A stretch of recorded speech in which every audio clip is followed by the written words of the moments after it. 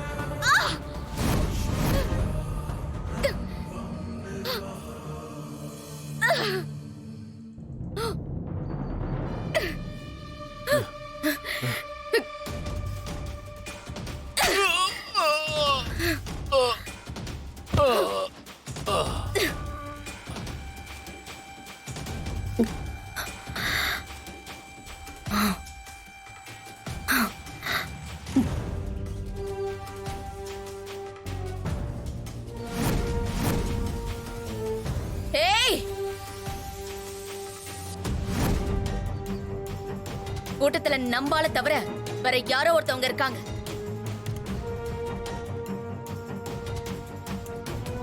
செருப்ப வீசி பிரச்சனையை கலப்பி விட்டதும் அவங்கதான். ஏய், ரகுராமலங்களும் நம்பாலங்களும் தனித்தனியா நிலங்கடா. அப்பதான் கூட்டத்துல கருப்பாடி யாருன்னு தெரியும்.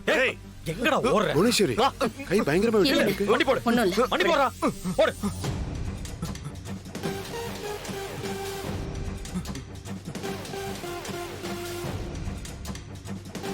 ஏய், ஊரு ரெண்டு பட்டா கூத்தாடிக்கு கொண்டாட்டம்னு சொல்லுவாங்க. அந்த மாதிரி வந்திருக்கீங்களாடா? யாரா நீங்க? எந்த ஊர் ஆள்டா நீங்க? என்ன திட்டத்தோட வந்திருக்கீங்க? உங்களை அனுப்பி வச்சது யாரு? யார பழி தீக்க இங்க வந்திருக்கீங்க?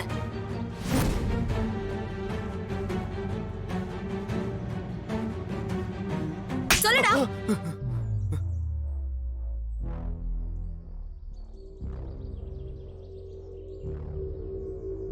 எங்களை அனுப்புனது யாருன்னு எங்களுக்கு தெரியாதுங்க. ஒருத்தர் பணம் கொடுத்து இந்த மாதிரி பஞ்சாயத்துல போய் கலவரம் பண்ணுங்கன்னு சொன்னாங்க. அதனாலதாங்க வந்தோம்.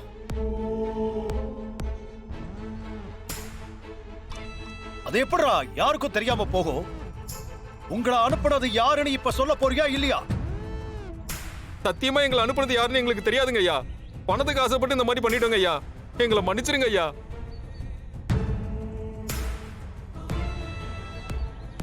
உங்களுக்கும் எனக்கும் இருக்கிற பிரச்சனையை வச்சு வேற யாரோ அவங்க காரியத்தை சாதிச்சுக்க பாக்குறாங்க.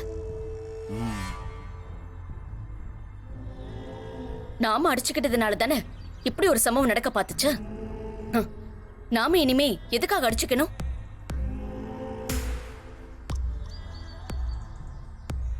உங்களுக்கே முதல் மரியாதை கிடைக்கட்டும், எங்களுக்கு வேண்டாம்.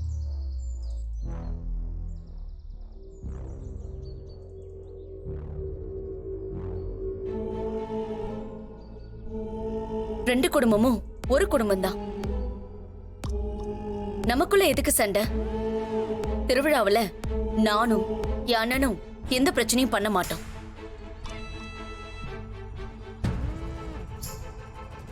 கொஞ்சம் ஏமாந்திருந்தா எங்க மேல எவ்வளவு பெரிய பழி விழுந்திருக்கும். அதை சரி பண்ண எவ்வளவு காலம் ஆயிருக்கும். சரியாகுமா ஆகாதான்னு கூட தெரியாது. அதான் வேண்டான்னு சொல்லிட்டேன். எங்களை வச்சு எவனும் ஒருத்தன் உள்ள போக பார்த்திருக்கான். அதுக்கு நான் இடம் கொடுக்க மாட்டேன். திருவிழாவுக்கு நாங்க கெஸ்டா வரோம். மரியாதைய இவருக்கே கொடுத்துருங்க. அதுக்கு தகுதியானவரும் இவர்தான்.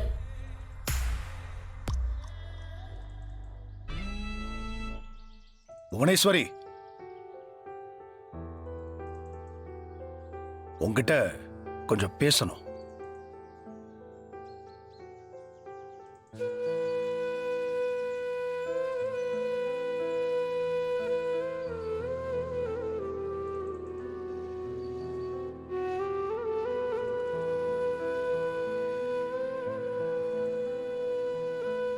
புவனேஸ்வரி? இத்தனை வருஷமா போராடிட்டு இப்போ திடீர்னு எனக்கு எதுவுமே வேணாம், எல்லாத்தையும் நீங்களே வச்சுக்கங்கன்னு சொல்லிட்டு போற. ஏன் திடீர்னு இப்படி ஒரு மாற்றம்? இது இன்னைக்கு ஏற்பட்ட மனமாற்றம் இல்ல. அன்னைக்கு ஹாஸ்பிட்டல்ல இருக்கும்போதே எனக்குள்ள நிறைய மாற்றம் நடக்க ஆரம்பிச்சிருச்சு. என்னுடைய பழைய கோவம்லாம் போய் என் மனசு பாதி சாந்தமாயிடுச்சு. என் வாழ்க்கையில தோத்து போனதுல எல்லாருக்கும் பிடிக்காதவள ஆயிட்டனே தவிர நான் ஒன்னும் வில்லிலாம் இல்லைங்க. என் மனசுக்கு பிடிச்ச உன்னை கட்டிக்கணும்னு ஆசைப்பட்டேன். அதுக்காக நான் போராடினேன், தோத்தும் போனேன். அதை தவிர வேற எந்த உள்நோக்கமும் இல்ல. இதுக்கு மேல போராடுறதுல எந்த அர்த்தமும் இல்லைன்னு இப்ப நான் தெரிஞ்சுக்கிட்டேன். அதான் எதுவுமே வேண்டான்னு பின்வாங்கிட்டேன். என்னால இனிமே உனக்கு எந்த பிரச்சனையும் வராது. யாராவது ஒருத்தராவது சந்தோஷமா வாழணும் இல்லையா? கேட்கவே சந்தோஷமாவும் இருக்கு, இன்னொரு பக்கம் வருத்தமாவும் இருக்கு புவனேஸ்வரி. மனுஷங்க சமம்ங்கிற மாதிரி மனசும் சமம் தானே. எல்லாரும் சந்தோஷமா இருந்துட முடியாதுல்ல. அப்புறம் வாழ்க்கை போர் அடிச்சிடும்.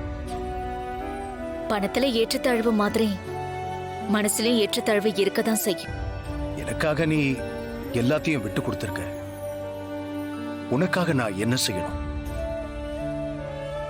இந்த முதல் மரியாதை, கோவில் பரிவட்டம் எல்லாத்தையும் நீயே வேணும்னாலும் எடுத்துக்கோ.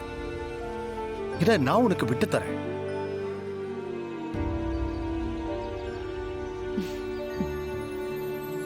வேணும்னு ஆசைப்பட்டு போய் எதுவுமே கிடைக்கல. இப்போ வேண்டான்னு முடிவு பண்ணிட்டேன். அது எனக்கு வேண்டாம் தான். அப்போ உனக்கு வேற என்னதான் வேணும்? என்ன வேணும்னாலும் கேளு, என்னால தர முடிஞ்சா நான் அதை நிச்சயமா தரேன். சொல்லு, என்ன வேணும்? இனி நான் எதுக்குமே ஆசைப்படக்கூடாதுன்னு இருக்கேன். நீ எதையாவது வாங்கிக்கிட்டாதா என் மனசுக்கு கொஞ்சம் நிம்மதியா இருக்கும். இல்லனா அதுவே எனக்கு ஒரு பெரிய குற்ற உணர்ச்சியா மாறிடும். சரி ரகுராம், நீ கேட்டு என்னால மறுக்க முடியாதா? நாளைக்கு நான் உன் வீட்டுக்கு வரேன். எனக்கு என்ன வேணுமோ அதை நான் கேக்குறேன். அப்ப நீ எனக்கு கொடு. ரொம்ப சந்தோஷம். இப்ப நான் கிளம்புறேன்.